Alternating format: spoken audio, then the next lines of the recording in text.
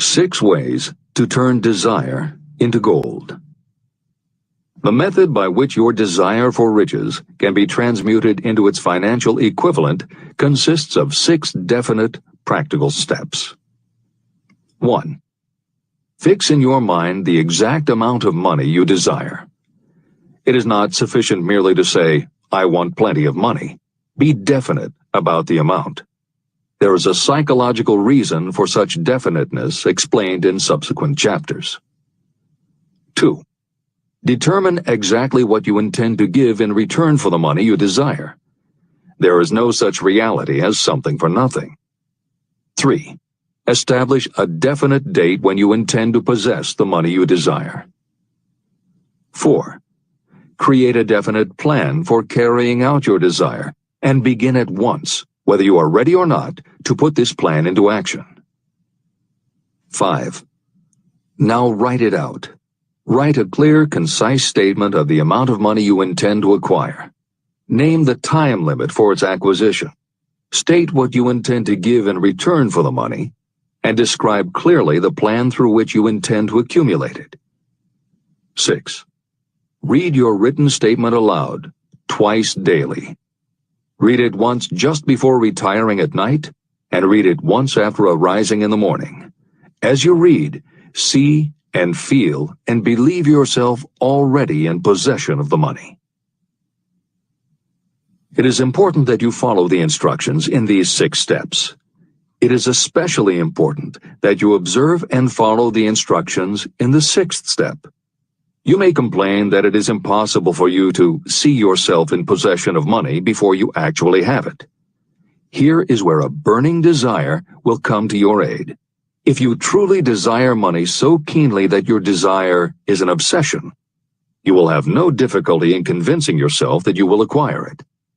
The object is to want money, and to become so determined to have it that you convince yourself you will have it. If you have not been schooled in the workings of the human mind, these instructions may appear impractical. It may help you to know that the information they convey was given to me by Andrew Carnegie, who made himself into one of the most successful men in American history.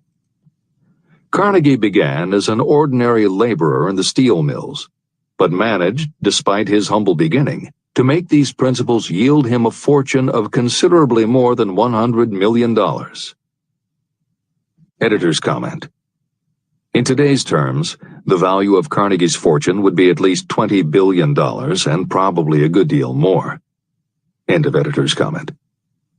It may be of further help to know that the 6 steps were carefully scrutinized by the famed inventor and successful businessman, Thomas A. Edison.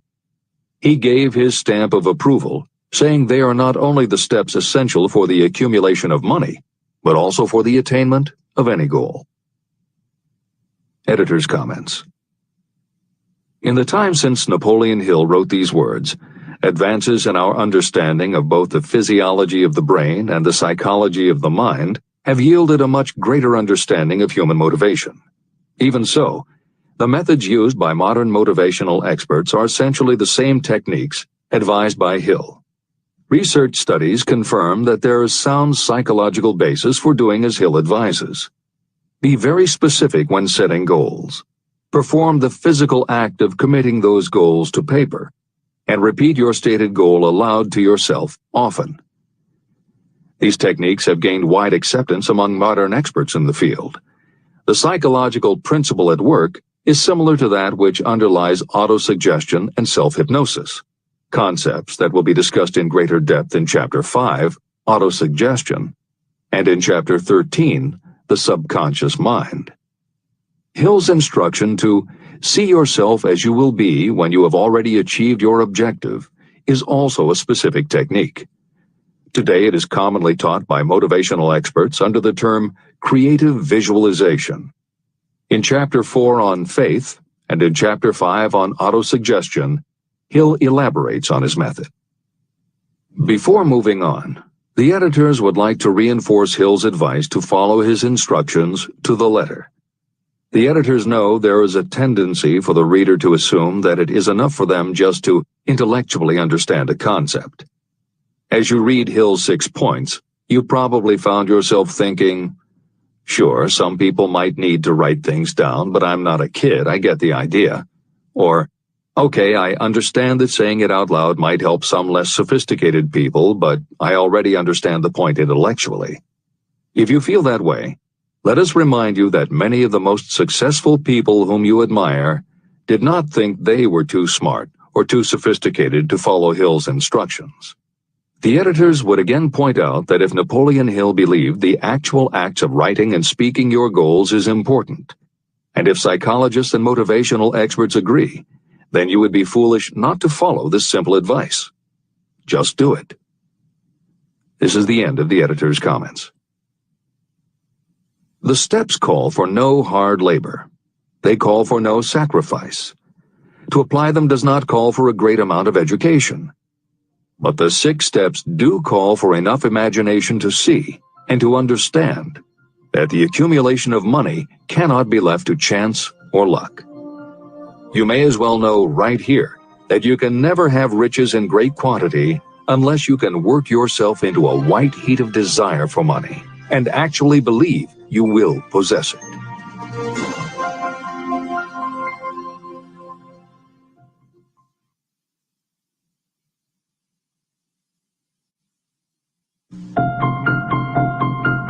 The power of great dreams. If you are in this race for riches, you should be encouraged by the following truth. The world in which we live is demanding new ideas, new ways of doing things, new leaders, new inventions, and new methods, styles, versions, and variations of everything all the time. Behind all this demand for new and better things, there is one quality that you must possess to win, and that is definiteness of purpose, the knowledge of what you want, and a burning desire to possess it. If you truly desire riches, remember that the real leaders of the world have always been people who harnessed and put into practical use the intangible, unseen forces of opportunity. Leaders are the people who convert those opportunities into cities, skyscrapers, factories, transportation, entertainment, and every form of convenience that makes things easier, faster, better, or just make life more pleasant. In planning to acquire your share of the riches, don't let anyone put you down for being a dreamer. To win the big stakes in this changing world, you must catch the spirit of the great pioneers, whose dreams have given to civilization all that it has of value. It is that spirit which serves as the lifeblood of our own country, your opportunity and mine to develop and market our talents. A burning desire to be and to do is the starting point from which the dreamer must take off. Dreams are not born of indifference, laziness, or lack of ambition. If the thing you wish to do is right and you believe in it, go ahead and do it. Never mind what they say if you meet with temporary defeat. They do not know that every failure brings with it the seed of an equivalent success. Marconi dreamed of a system for sending sound from one place to another without the use of wires. It may interest you to know that Marconi's friends had him taken into custody and examined in a psychiatric hospital when he announced he had discovered a principle by which he could send messages through the air. Evidence that he did not dream in vain may be found in every radio and television set, cellular phone, communication satellite, and every other wireless device in the world. Fortunately, the dreamers of today fare better. Today, your world is filled with an abundance of opportunity that the dreamers of the past never knew. If you doubt this is true, if you are feeling crushed because of a recent failure, you are about to learn how your failure can be your most valuable asset. Almost everyone who succeeds in life gets off to a bad start and passes through many heartbreaking struggles before they arrive.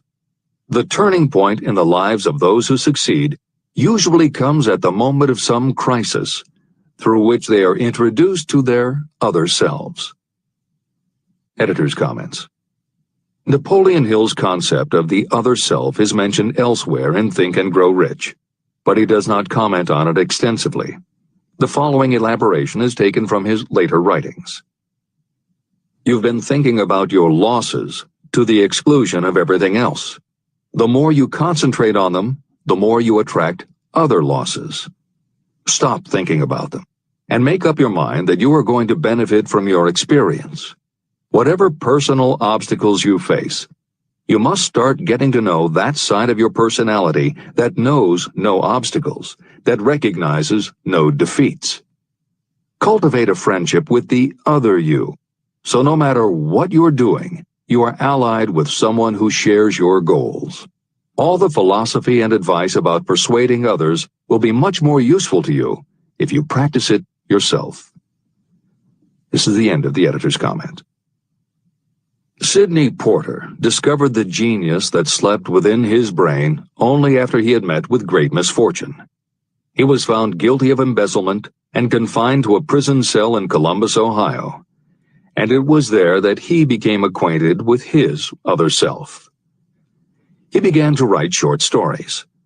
Then, while locked in his cell, he began to sell those stories to magazines under the pen name O. Henry. Through the use of his imagination, he discovered himself to be a great author instead of a miserable criminal and outcast. By the time he was released from prison, O. Henry was the most popular short story writer in the country. Editor's comments. More recently, in another prison, another kind of writer met his other self, and country music gained one of its most talented songwriters and biggest stars. As a kid, Merle Haggard's family home was a converted boxcar in Bakersfield, California. After his father died when Merle was 9, more often than not, home for young Merle was a series of juvenile detention centers. At 16, he quit school, and for the next 4 years the only mark Merle Haggard made in the world was a rap sheet for stolen cars, burglaries, and bogus checks. By the age of 20, he was serving time in San Quentin and gaining a reputation as a hard-case con.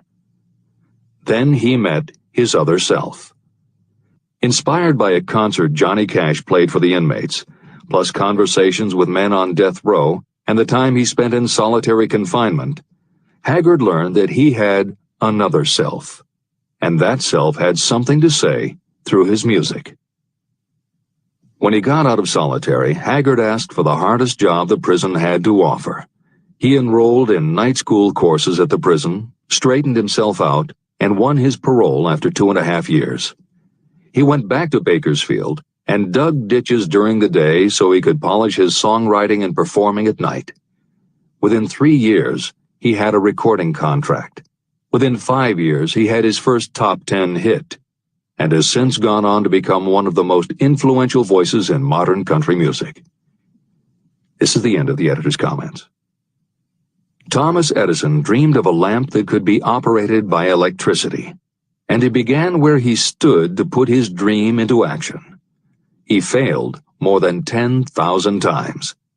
Despite his failures, he stood by that dream until finally he was driven to the discovery of the genius that slept within his brain. Editor's comments. Dean Kamen got to know his other self very early in life. While he was a teenager, Kamen started his own company, building and selling control systems for automated sound and light shows. He was still in high school when he got the contract to automate the Times Square New Year's Eve ball. Though he went on to attend university, he never bothered to graduate because he was too busy working on something he called auto syringe, the first wearable infusion pump for administering drug therapies. His invention was hailed as a medical landmark, as were many of his other breakthroughs, which include a revolutionary kidney dialysis machine, an insulin pump for diabetics, an improved stent used for heart patients, and more than 150 other devices he has patented. One day, seeing the difficulty a man in a wheelchair was having getting up a curb, Kamen set his mind to creating a device that would liberate people confined to wheelchairs. The result is the iBot, a revolutionary wheel device that uses computers and a system of stabilizing gyroscopes that imitate the working of the human body. It not only goes over curbs, but it will even go up and down stairs, travel over almost any kind of rough ground, and will allow the user to raise themselves eye to eye with a standing person. And it does it all without the user having to get out of the device or needing anyone's assistance. In 2001, Cayman hit the front pages when he introduced the Segway, a one-person people mover based on his iBot technology. It's a two-wheel scooter-like device that zips and zooms forward, backward, left, right, and comes to a stop without the rider doing anything more than barely shifting his or her body. It is so sensitive that it is almost as though it obeys the user's thoughts. The Segway may be a world-changing invention, with possible applications for work and travel that stagger the imagination. As this is being written, the Segway is already being used to navigate large warehouses and is being tested by police departments and postal employees. While traffic cops and City Hall wrangle over whether the Segway belongs on the sidewalk or the road, Dean Kamen is dreaming a new dream. This time, the dream is an invention that may literally bring light to some of the darkest corners of the earth. Kamen has developed a non-polluting electric generator that can use almost anything as fuel. But here's the extraordinary part. He has created a revolutionary closed system so that the engine's heat is used to purify 10 gallons of drinkable water every hour. This amazing invention could bring safe drinking water to parts of the world where contaminated water kills millions, and at the same time, it will provide a source of cheap, reliable electric power. Dean Kamen is not some academic hidden in a lab somewhere. Kamen is an inventor. But like Thomas Edison, he is also an entrepreneur and businessman, creating and marketing devices that are changing the public perception of what an inventor is. This is the end of the editor's comments. Henry Ford, poor and uneducated, dreamed of a horseless carriage.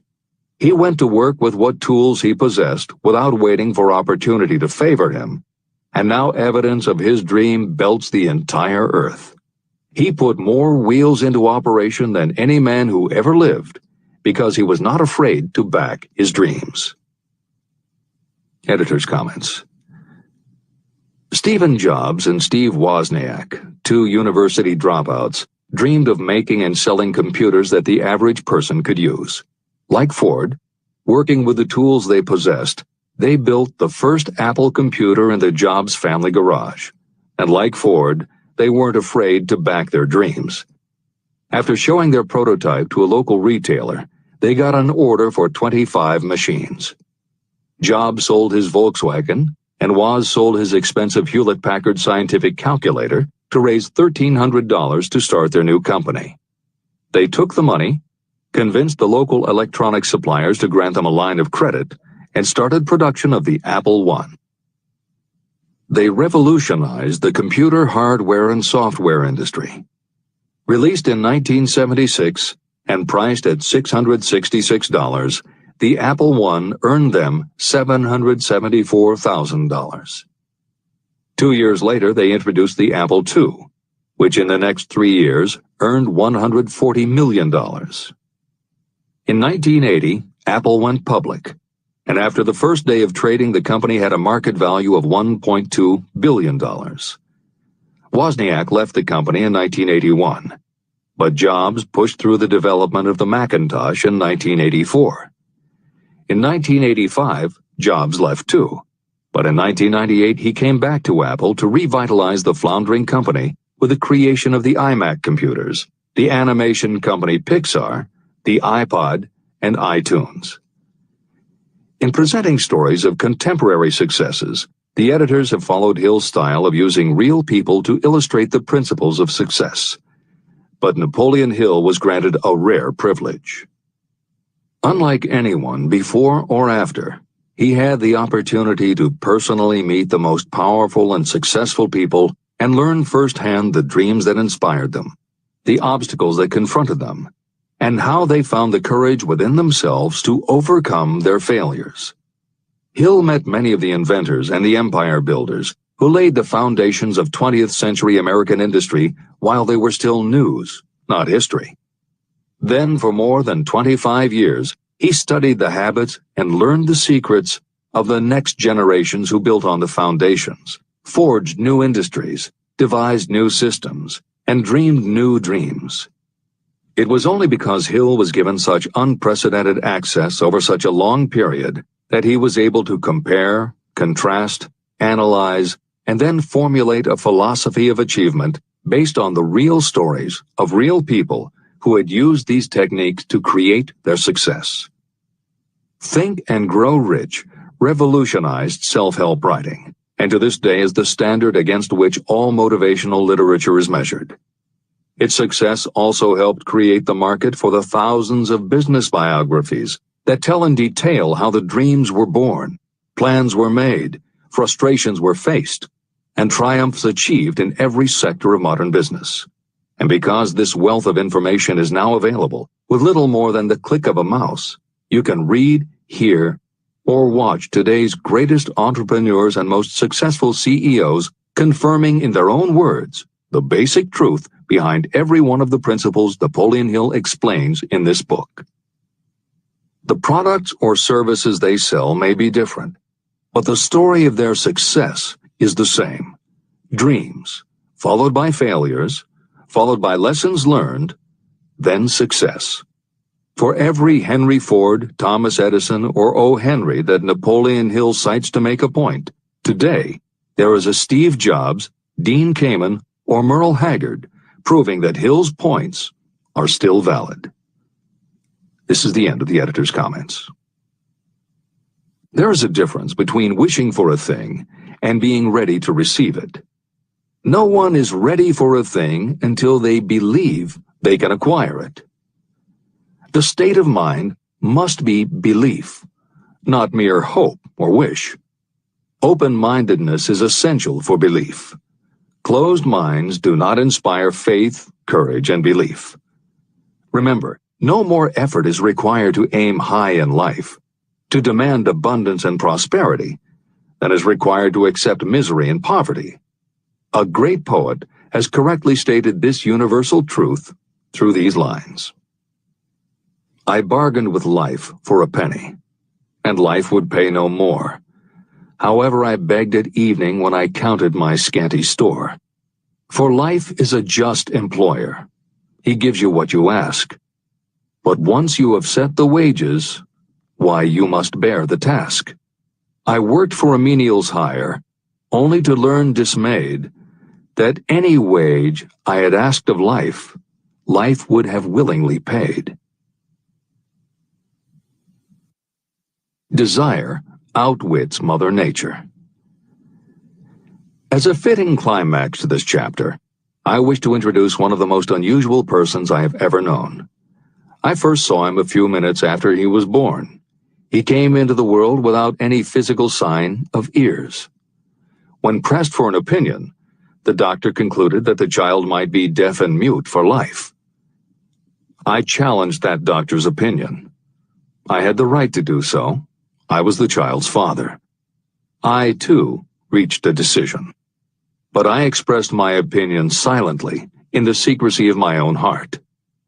In my own mind, I knew that my son would hear and speak. How? I was sure there must be a way, and I knew I would find it. I thought of the words of the immortal Emerson. The whole course of things goes to teach us faith. We need only obey. There is guidance for each of us, and by lowly listening, we shall hear the right word. The right word? Desire. More than anything else, I desired that my son should not be deaf and unable to speak. From that desire, I never receded, not for a second. What could I do about it?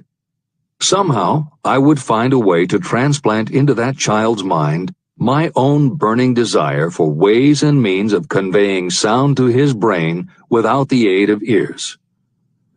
As soon as the child was old enough to cooperate, I would fill his mind so completely with a burning desire to hear that nature would, by methods of her own, translate it into physical reality. All this thinking took place in my own mind, but I spoke of it to no one. Every day I renewed the pledge I had made to myself that my son should not be deaf. As he grew older and began to take notice of things around him, we observed that he had a slight degree of hearing. When he reached the age when children usually begin talking, he made no attempt to speak, but we could tell by his actions that he could hear certain sounds slightly. That was all I needed to know. I was convinced that if he could hear, even slightly, he might develop still greater hearing capacity. Then something happened that gave me hope. It came from an entirely unexpected source. We bought a phonograph. When the child heard the music for the first time, he went into ecstasies. He promptly appropriated the machine. On one occasion, he played a record over and over for almost 2 hours, standing in front of the phonograph with his teeth clamped on the edge of the case. The significance of this did not become clear to us until years afterward. At the time, we had never heard of the principle of bone conduction of sound. Shortly after he appropriated the phonograph, I discovered that he could hear me quite clearly when I spoke with my lips touching his mastoid bone at the base of the skull. Having determined that he could hear the sound of my voice plainly, I began immediately to transfer to his mind the desire to hear and speak. When I discovered that my son enjoyed bedtime stories, I went to work creating stories designed to develop in him self-reliance, imagination, and a strong desire to hear. There was one storyline in particular that I emphasized over and over. Every time I told it, I gave it some new and dramatic coloring. These stories were designed to plant in his mind the thought that his affliction was not a liability, but an asset of great value. As a result of my studies and personal experience, I firmly believe that every adversity brings with it the seed of an equivalent advantage. However, despite my beliefs, I must confess that I did not have the slightest idea how this disability could ever become an asset. He won a new world with 6 cents. As I analyze the experience in retrospect, I can see now that my son's faith in me had much to do with the astounding results. He did not question anything I told him. I sold him on the idea that he had a distinct advantage over his older brother, and that this advantage would reflect itself in many ways. For example, the teachers in school would observe that he had no ears, and because of this they would show him special attention and treat him with extraordinary kindness. And they always did. I also sold him on the idea that when he became old enough to sell newspapers, his older brother had already become a newspaper merchant, he would have a big advantage over his brother. My reasoning was that people would pay him extra money for his wares because they could see that he was a bright, industrious boy, despite the fact that he had no ears. When he was about 7, he showed the first evidence that my method of stimulating his mind was bearing fruit. For several months he begged for the privilege of selling newspapers, but his mother would not give the project her consent. Finally, he took matters in his own hands. One afternoon, when he was left at home with the staff, he climbed through the kitchen window, shinnied to the ground, and set out on his own. He borrowed 6 cents in capital from the neighborhood shoemaker and invested it in papers, which he sold out. He took his earnings, reinvested in more newspapers, and kept repeating until late in the evening. After balancing his accounts and paying back the 6 cents he had borrowed from his banker, he had a net profit of 42 cents.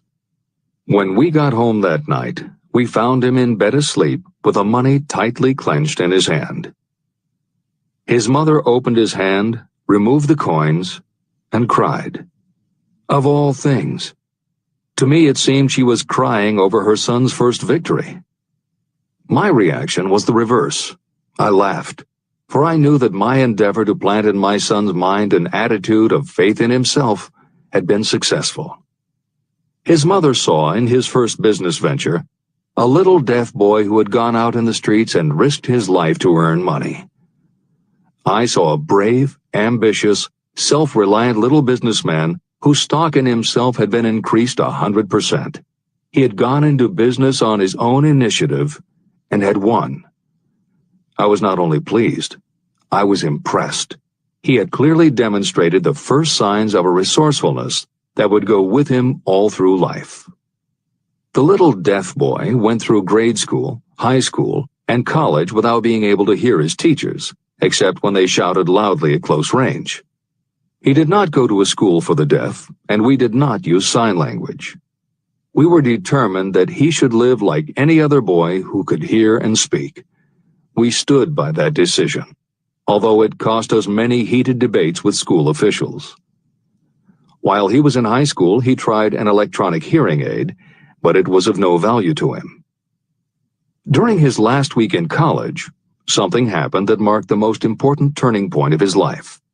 Through what seemed to be mere chance, he came into possession of another electronic hearing device, which was sent to him on trial. He was slow about testing it, due to his disappointment with a similar device. Finally, he picked it up carelessly, placed it on his head, and hooked up the battery. Suddenly, as if by magic, his lifelong desire for normal hearing became a reality. For the first time in his life, he heard practically as well as any person with normal hearing. Overjoyed because of the changed world that had been brought to him, he rushed to the telephone, called his mother, and heard her voice perfectly.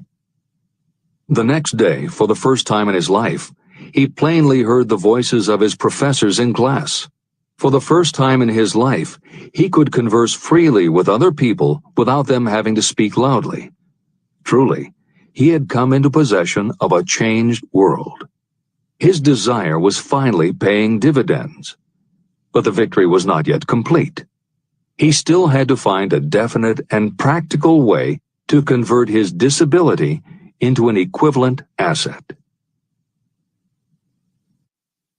Thought that works miracles. Intoxicated with the joy of his newly discovered world of sound, he wrote a letter to the manufacturer of the hearing aid, enthusiastically describing his experience. Something in his letter prompted the company to invite him to New York. He was escorted through the factory, and while talking with the chief engineer, telling him about his changed world, a hunch, an idea, or an inspiration, call it what you wish, flashed into his mind. It was this impulse of thought that converted his disability into an asset destined to pay dividends in both money and happiness to thousands for all time to come. The sum and substance of that impulse was this. It occurred to him that he might be of help to the millions of people who go through life without the benefit of hearing devices, if he could find a way to tell them the story of his changed world. For an entire month, he carried out intensive research, during which he analyzed the entire marketing system of the manufacturer of the hearing device. Then he created a plan for reaching out to other hearing-impaired people all over the world, to share with them his newly discovered changed world. When this was done, he put in writing a 2-year plan based upon his findings. When he presented the plan to the company, he was instantly given a position for the purpose of carrying out his ambition. Little did he dream when he went to work that he was destined to bring hope and practical relief to thousands of people who, without his help, would have been limited forever by deafness. There's no doubt in my mind that Blair would have been deaf and unable to speak all his life if his mother and I had not managed to shape his mind as we did.